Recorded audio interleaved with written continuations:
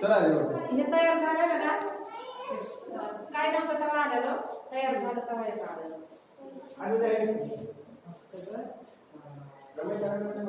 पिशवी खाली ठेवून म्हणायचं होतं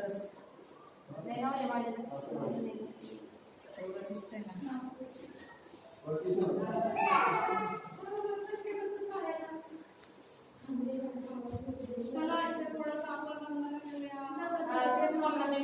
पंचप्रणाम केला नाही तर यायचं पंचप्रणाम करायचं सगळ्यांना आनंद आनंद